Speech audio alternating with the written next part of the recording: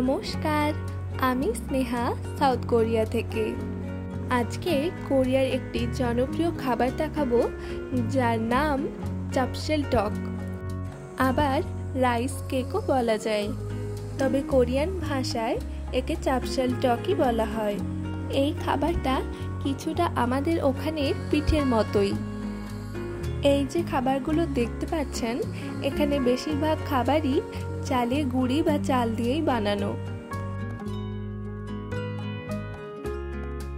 এই রাইস কেকের ভেতরের ফিলিংগুলো বিভিন্ন রকমের হয়, তবে আমরা এবারে যেটা এনেছি এটার ভেতরের ফিলিং ছিল রেড বিনসের।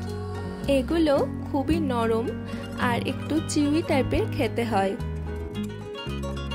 এই কোরিয়ান মিষ্টি জাতীয় খাবারটি যে কোনো উৎসব অনুষ্ঠানেও ওরা খেয়ে থাকে, ঠিক আমাদের ওখানের মিষ্টির মতোই।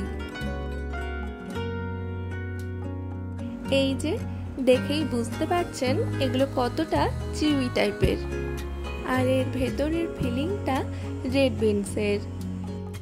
তবে রেড বিনস ছাড়াও তিল, বিভিন্ন ধরনের ফলমূল এর ফিলিং হিসেবে ব্যবহার করা হয়। কোনো সময় কোরিয়ায় এলে এই মিষ্টি জাতীয় খাবারটা অবশ্যই ট্রাই করবেন। বাই, সবাই ভালো থাকবেন।